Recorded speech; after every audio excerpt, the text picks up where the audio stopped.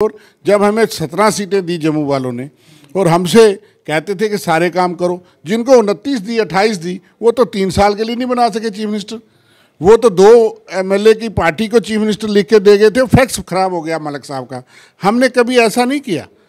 आपने देखा होगा कि इन्होंने तो चारों ने बड़े शरीफ हैं कि इन्होंने कहा कि सजाद लोन साहब ठीक है, 2 है ना उनके साथ, तो वो बात हमारे पूछेंगे जो 2 पार्टी कश्मीर 2 एमएलए की पार्टी को चीफ मिनिस्टर बनाने को तैयार थे, जिन्होंने 6 साल के लिए सौदा कर लिया कि जनाब हम नतमस्तक हैं, आपके भी 28 हमारे भी 28, लेकिन 6 साल के लिए आप रहिए। हमारे पास तो 17 ही थे, 3 कश्मीर से जो 4 थे, लेकिन हमने कहा 3-3 साल का फार्मूला होगा। 3 साल चीफ मिनिस्टर जम्मू से बना, वही बना जो कदावर नेता था।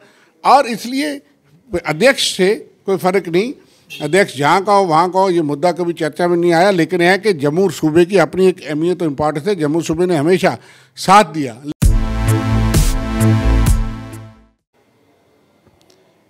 10वीं क्लास के छात्र और छात्राएं सड़कों के ऊपर हैं।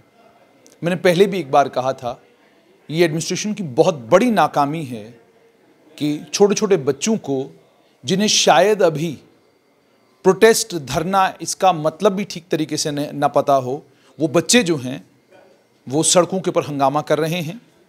पुलिस अपनी कार्रवाई कर रही है और ये दृश्य भी देखने को मिले कि एक महिला पुलिसकर्मी 10वीं की छात्रा से ये कहती है कि तुम्हें गाड़ी में बिठाया जाएगा और उसके बाद तुम्हारे लिए अपने जीवन काल में आने वाले कल में कोई भी काम करना संभव नहीं होगा। और आप सुन भी रहे होंगे, वो बच्ची कहती है कि वो मेरा कैरेक्टर ख़राब करने की धमकी दे रही हैं। समझा जा सकता है कि पुलिस के ऊपर प्रेशर है, लेकिन 10वीं के छात्र छात्राएं सड़कों के ऊपर हैं और Jammu Kashmir board of school education शांत है। डिस्ट्रिक्ट एडमिनिस्ट्रेशन का एक जिम्मेदार अफसर 10वीं के बच्चों के साथ बहस करता हुआ आपको नजर आ रहा है। ये कितना बड़ा एडमिनिस्ट्रेटिव फेलियर है। और उसके अलावा 2248 की अब लिस्टें तैयार हो रही हैं, जिन लोगों की 22 साल की नौकरी हो गई है, 48 साल की उम्र हो गई है, उनको बाहर का रास्ता दिखाया जाएगा। और उसके अलावा बिजली का प्राइवेटाइजेशन। आम आदमी परेशान है कि क्या वही सब कुछ मेरे साथ होगा जो सब कुछ आईसीआईसीआई और एचडीएफसी बैंक से लोन लेने के बाद एक समय हुआ करता था। अगर कोर्ट का इंटरवेंशन नहीं होता तो शायद वो गुंडागर्दी जो है वो जारी रहती। इन्हीं सब मुद्दों पर बात करने के लिए मेरे साथ हैं कांग्रेस के मुख्य प्रवक्ता रविंद्र शर्मा। शर्मा जी, सबसे पहले मुझे ये बताइएगा कि कितना बड़ा एडमिनिस्ट्रेटिव फेलियर है ये कि 10वीं क्लास के छात्र छात्राएं आज धरना प्रदर्शन कर रही हैं और ये कह रहे हैं उनकी डिमांड जस्टिफाइड है या जस्टिफाइड नहीं है, मैं उसमें जाना नहीं चाहूँगा। ये कितना बड़ा फेलियर है और आप इसको कैसे देखें? बहुत ही दुखद बात है। पिछले कई दिनों से हम ये देख रहे हैं, आप लोग वीडियो वायरल करते हैं, देखने को मिलता है। छोटे बच्चे, उनकी बात कितनी समझ होती है। जब आप और मैं स्टूडेंट थे और जो बड़े बड़े पद पे बैठे हैं, मैंने सुना है कि लेफ्टिनेंट गवर्नर साहब भी बनारस यूनिवर्सिटी स्टूडेंट लीडर रहे हैं और स्टूडेंट लीडर होने के नाते वो इस देश रियासत को देख रहे हैं, रियासत तो नहीं यूटी को देख रहे हैं। बच्चे अगर सड़कों पे हैं, ये कहते हैं हमें मास प्रमोशन दो, क्योंकि बच्चों के जहन में था कि पेपर होने नहीं। फिर कहा क्या जी पेपर होंगे। उन्होंने 2 पेपर लिए, 5 पेपरों में उन्होंने बच्चों ने बताया हमको कि जिस पेपर में हमने अपील नहीं किया उसमें भी फेल दिखाया, जब उसमें वो अपील ही नहीं हुए। और एक बच्ची ने मुझे कहा, वो गांधीनगर स्कूल की सरकारी स्कूल की बच्ची है, गरीब बच्चे हैं ये, क्योंकि हमको अचानक कहीं मिल गए, वो आए थे हमें मिलने, और उन्होंने कहा कि 30 बच्चे थे, 30 में पहले 15 पास और अगले 15 फेल।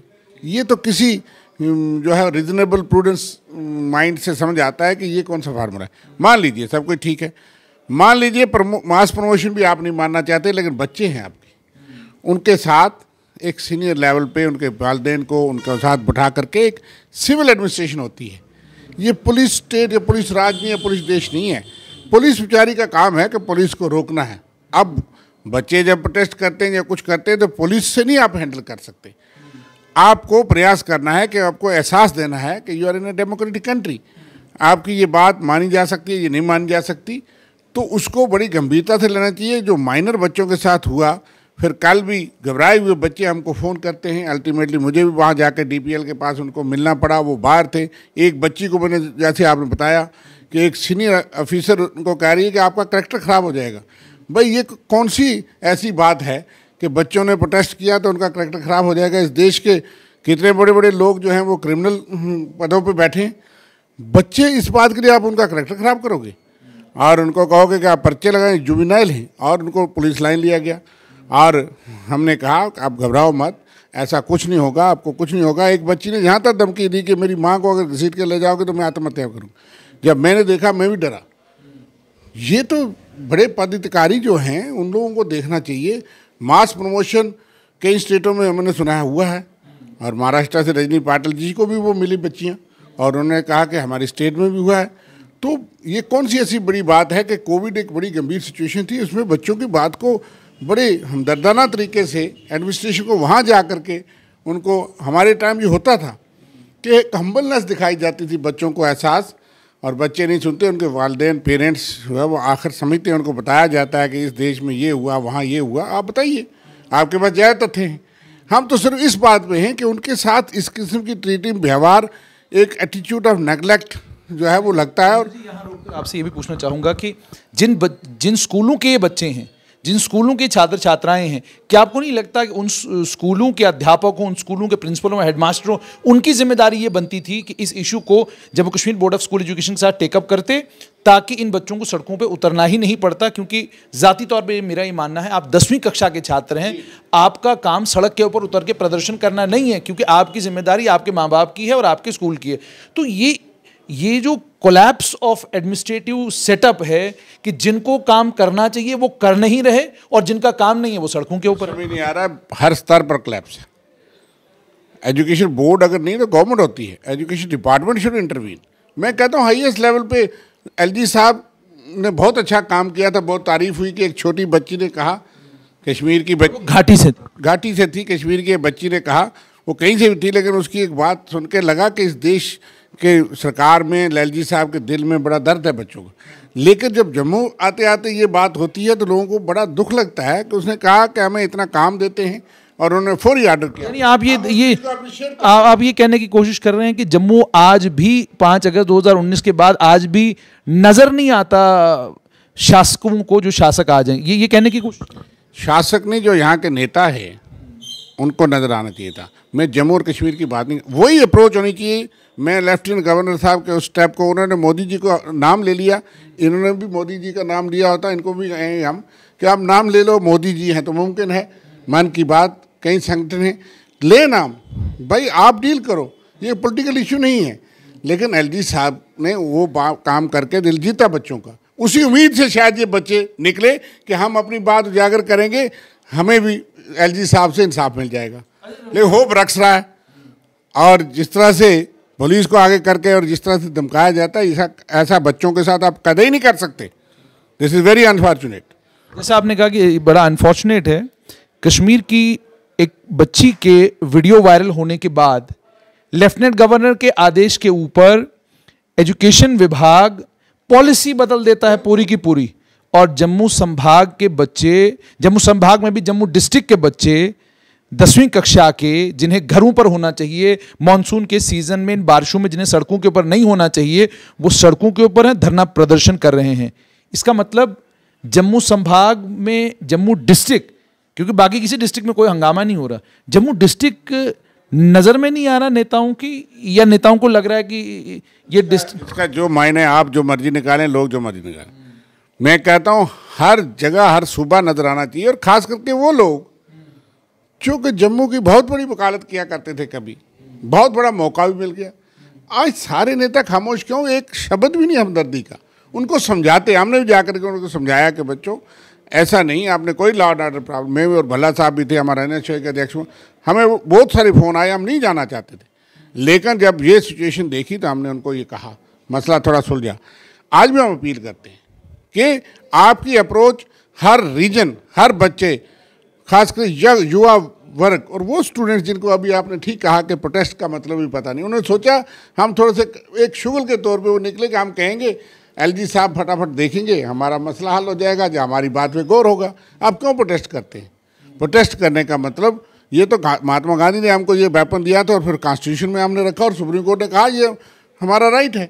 नहीं तो वो सारे बच्चे जो अंदर ठोके थे दिल्ली में, वो सुप्रीम कोर्ट या हाई कोर्ट के इंटरवेंशन के बगैर बाहर ना आते। एक और चीज़ आपसे जानना चाहूँगा, बीएसएफ और सीआईएसएफ के नौजवान भारतीय जनता पार्टी के यूटी कार्यालय में पिछले कई दिनों से बाहर खड़े हैं और कल उनका कोई एक वीडियो वायरल हुआ था, मैंने वीडियो में ही देखा। वो बच्चे ये कह रहे थे कि जी हम मुलाकात करने गए, हमसे लोग मुलाकात भी नहीं कर रहे हैं। तो आपसे ये जानना चाहूँगा कि उन्हीं का इल्ज़ाम है कि जी हमसे ये वादा किया गया था कि चुनाव खत्म होने दीजिए डीडीसी के, आपकी भी भर्ती हो जाएगी। आप इसको कैसे देखते हैं, जबकि आप जानते हैं गृह मंत्रालय के अंदर आता है, ये भर्ती गृह मंत्रालय के अंदर आती है। इस भर्ती में जो कुछ करना है गृह मंत्रालय ने करना है, भर्ती हो नहीं सकती क्योंकि जाहिर सी बात है गृह मंत्रालय ने करनी है। उसके बावजूद इन नौजवानों को आश्वस्त करना और आश्वस्त करने के बाद अब बिल्कुल इनको छोड़ देना, इसको कैसे देखते हैं? जब एक जिम्मेवार आदमी, मुझे पता है क्या इशू है, अब मुझे कल का पता नहीं, लेकिन उन्होंने कितनी देर वहाँ पे धरना रखा। एक जिम्मेदार लोग जो एमपी पद पे हों, मंत्री पद पे हों, विधायक रहे हों, कोई बात कहेंगे तो लोग तो विश्वास करेंगे। और ऐसी कौन सी बात है जो रिलैक्स नहीं होती। जम्मू कश्मीर के लिए बहुत सी NYC के बच्चे 2 साल के लिए लगे थे। कानून तो ये था कि ये कंट्रेक्चुअल हैं जी, इनका हक ही कोई नहीं। जहाँ 10-10 साल के वाले लोगों को आप कहते हैं एफिडेविट दिया, आपने कहा आप कैसे रेगुलाइजेशन मांगते हो। लेकिन यूपीए की गवर्नमेंट ने उनको रिलैक्स करके रेगुलाइज किया, ऑर्डर निकला ना। जम्मू कश्मीर के लिए यहाँ ट्रबल स्टेट है और यहाँ अगर उनके साथ बीजेपी के नेताओं ने वादा किया, वो हमारे दफ्तर के बाहर क्यों नहीं धरना लगाते। उनको उम्मीद भी वहीं से और वादा भी वहीं से था। इसका मतलब वादा उनके साथ ही हुआ। वादा उनके साथ भी था जो 61,000 थे डेली वेजेस, 20-20, 30-30, 15-15, 14-14 साल के, कि अच्छा जी आपको भी पक्का किया जाएगा। सत्ता में आने के बाद ये वादे भूले कैसे जाते हैं। आप वो वादा क्यों करते हो जो आपको पता है कि अचीवेबल नहीं है। आपने तो और बहुत वादे किए, जम्मू की सीटें बराबर करने वाले थे आप बहुत कुछ करने वाले थे ना।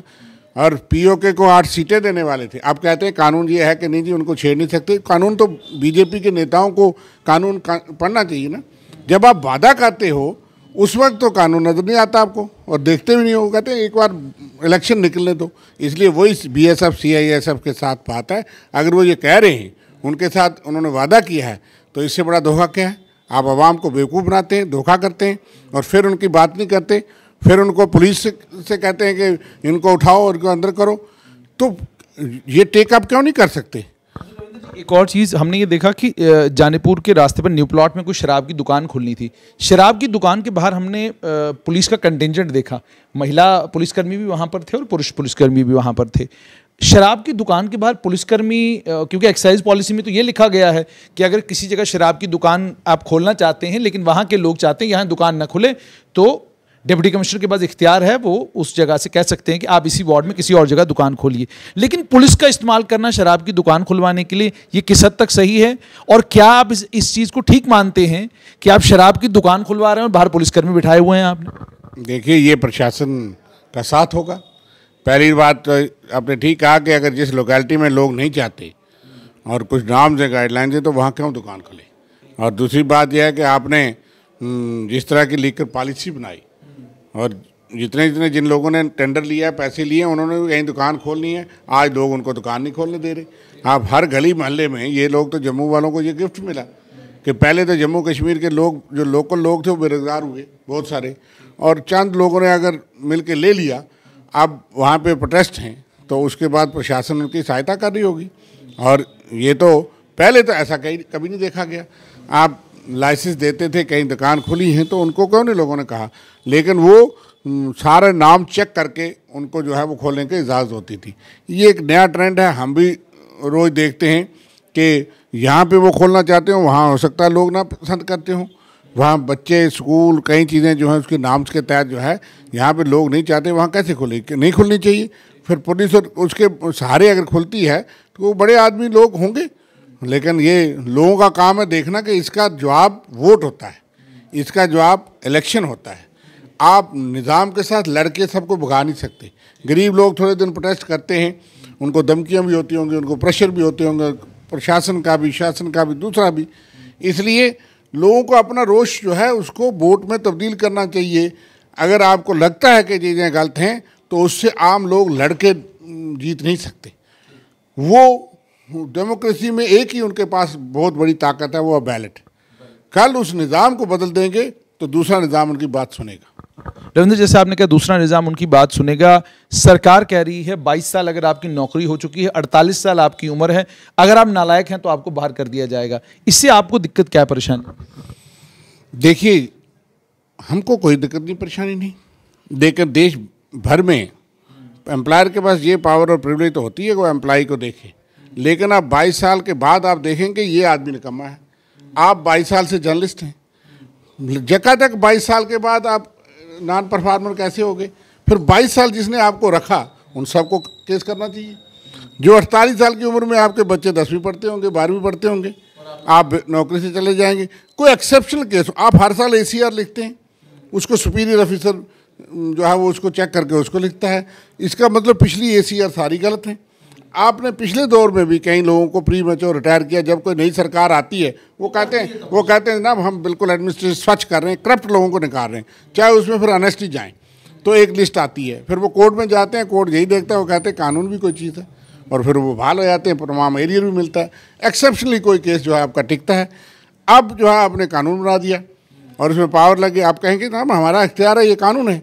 एम्प्लॉय के लिए एक मुश्किल काम होगा, चंद लोग होंगे जो इस तरह के होंगे, ज़रूर उनकी करिए, लेकिन उससे ज़रूरी काम था कि जिस सरकार टायरेट करती अगेंस्ट करप्ट एम्प्लॉइज़। करप्शन बहुत पैमाने पे है दफ्तरों में, ऑफिसर्स ऑफिशियल्स, अगर आप वो करते सारे लोग साथ देते। लेकिन इसमें देखिए कोई 1% आदमी हो सकता है, हम भी देखेंगे कौन से लोग हैं, लेकिन मैं ये कन्विंस नहीं कर पाता है कि डेमोक्रेटिक देश में 22 साल के बाद एक आदमी को आप कहते हैं अब आप निकम्मे हैं, आप काम नहीं करते, 22 साल तक आप ठीक काम करते थे, अब घर जाइए। और उसमें सीनियर ऑफिसर्स और उनकी डिस्क्रिशनरी हो गई। कानून में लिखा है लीगल जस्टिफिकेशन में कि एब्सोल्यूट डिस्क्रिशन जो है दैट लीड्स टू आर्बिट्रेरीनेस। तो फिर वो मैं अपने बास का गुलाम हो गया कि कल यही पावर होगी तो मैं अपने बास की जायज़ नाजायज़ हर बात को पूरा करूँगा। तो इसलिए मैं ये नहीं समझता कि इस तरह का ब्लैंकेट कोई कानून होना चाहिए जिससे पूरे इख्तियारात हों, पारदर्शिता होनी चाहिए। और ये एंटी एम्प्लॉइज एक स्टेप है, ये सरकार की सोच हमको दबाना है। आज भी आपने देखा सुप्रीम कोर्ट ने कहा कि 70 साल बाद वो अंग्रेज़ों वाला सेडिशन कानून किस लिए भाई? जो प्रोटेस्ट करता है वो देशद्रोही रहता है, उसको 124 में अंदर डाल देते हैं। तो बदलाव करना चाहिए। आप उस सोच से निकल के, हैंगओवर से निकल के आप एक नई सोच में आ रहे हैं। हाँ, जो आज भी इस कानून के बगैर भी क्या सरकार को इख्तियार नहीं है कि कोई नॉन परफॉर्मर है उसका ACR ख़राब करो, उसका लिखा कि ये आदमी जो है ठीक नहीं है, उसकी इंक्वायरी करो। इंक्वायरी करके गवर्नमेंट किसी को कुछ कोई भी एक्शन ले सकती है। CSR में प्रावधान है, आप टर्मिनेट डिसमिस से लेकर के सब कुछ कर सकते हैं, सस्पेंड, वो क्या काम है। लेकिन ये हमें लगता है कि ये मिसयूज़ भी हो सकता है। सरकार के पास कौन सा पैनल है कि आपने मेरी ACR आपने लिखा कि ये नॉन परफॉर्मर, मैं कहाँ जाऊँगा? आपके ऊपर सीनियर ऑफिसर है, आप पावरफुल ऑफिसर हैं, मैं एक क्लर्क हूँ, मेरे खिलाफ आपने लिख दिया तो मैं तो गया, मेरे बच्चे तबाह। तो इसलिए आर्बिट्रेरीनेस की इसकी गुंजाइश ज़्यादा है। इससे ज़्यादा बेहतर होता है कि जिनकी बड़ी बड़ी कोठियाँ हैं, तनख्वाह थोड़ी है, तो कोई आप करते तो लोगों को खुशी होती। जो आपने कुछ किया करिए, हम उसके साथ हैं। करप्ट लोग बड़े बड़े ऑफिसर से शुरू करो, नीचे से नहीं। पटवारी तो है एक अलग चीज़ है, लेकिन आप क्लर्क से ना शुरू करिए, ऊपर से करिए, हम आपके साथ। जानना चाहूँ, पिछले दिनों CBI ने ना रोशनी मामले में कोई कार्रवाई की, 3 अफसरों के घरों पर छापे पड़े, उसके अलावा 2 केस अफसर उनके यहाँ छापे पड़े, 5 लोगों के यहाँ छापे पड़े। लेकिन लोग ये पूछते हैं, कहते हैं जनाब ये ठीक है, इनके घर में आपने छापे मारे, ये तो सारे रिटायर हो चुके हैं। जो सर्विंग अफसर हैं और इंपॉर्टेंट पोजीशंस पर इस वक्त क्या कहते हैं जम्मू कश्मीर की सरकार में भी और केंद्र सरकार में बैठे हुए हैं, इनके खिलाफ आप कोई कार्रवाई नहीं करते। और अगर कोई कार्रवाई, उससे पहले भी एंटी करप्शन ब्यूरो ने कश्मीर घाटी में जाकर एक IAS अफसर और एक राजनीतिक दल के नेता के पिता के घर पर जो है छापेमारी की, उसका प्रेस नोटिस शाम को इशू नहीं हुआ, प्रेस नोटिस इशू नहीं किया गया और बात दब गई। अगले दिन सुबह पता चला जी कोई कार्रवाई, कुछ नहीं हुआ था, हम ऐसे घूमने घामने गए थे वहां पर। तो आप इसको कैसे देखते हैं? लोग कहना शुरू हो गए विछट हैं, कुछ आपने विलन बनाने हैं, कुछ आपने हीरो बनाने हैं, आपने चोर नहीं पकड़ने हैं, ये लोग कहना शुरू हो गए आपके साथ। जैसे आप देखते हैं वैसे मैं ही देखता हूँ। आपकी नज़र मेरे से तेज है, आपने सारा कुछ उसका जवाब दे दिया। मैं कहता हूँ क्या ये 3 अफसर ही जो है रोशनी में इन्वॉल्व हैं? पहली तो बात यह है कि रोशनी के 2 पहलू हैं। एक, रोशनी कानून बनाया असेंबली ने, उसको काउंसिल ने पास किया, 2 हाउस से पास होकर के गवर्नर साहब ने उसको असेंट दिया, चीफ मिनिस्टर जो रूट है, कानून बना। फिर पार्लियामेंट कोई कानून गलत बनती है, इसका मतलब पार्लियामेंट सारी, फिर वो तमाम असेंबली और काउंसिल भी उसमें मुलजम होने चाहिए। कानून बना, फिर शेख अब्दुल्ला साहब के टाइम भी ये कानून बना था, बिगलैंडर स्टेट सबलाइजेशन एक्ट। फिर उस वक्त भी कहा था कि ये जम्मू के जागीरदार जब यहाँ के जो लोग थे उनको बेघर करने के लिए कानून था। फिर एग्री रिफॉर्म्स एक्ट बना, आपने कहा 100 कनाल होगा। इसमें मैं तो अभी भी कन्विंस नहीं हूँ कि इसमें कानून ये बना कि जिन लोगों का आपको पता लगेगा निकाल के देखें। अब गवर्नमेंट क्यों गई है रिव्यू करने? फिर उस वक्त तो गवर्नमेंट ने कहा जनाब ये सारा हेराफेर है, कोर्ट में डिफेंड करने वाली वही सरकार, चैलेंज करवाने वाली वही सरकार जिसने घोटाला किया है। कानून में लिखा है कि आप 10 कनाल के अगर आप ठीक जायज़ हकदार हैं तो आपको मिलेगी। अगर मैंने उसका मिसयूज़ किया है कानून का, मिल मिला के पैसे दे करके मैं कब्जे में नहीं था, मेरे खिलाफ केस है, वो दैट अमाउंट्स टू करप्शन, वो आप करिए। लेकिन कानून का नोटिस आ गया मुझे भी कि जनाब आपके पास 1926 से 10 कनाल ज़मीन आपके पास सरकारी है जो आपके कब्जे में है, इसलिए आपको ये नोटिस दिया जाता है, आप दफ्तर आइए, आप फाइल कर दीजिए, आपको मालकाना हक दिया जाएगा जो आपका बनता है। बाद में मुझे पता लगता है कि मैं भी मुलज़म हो गया।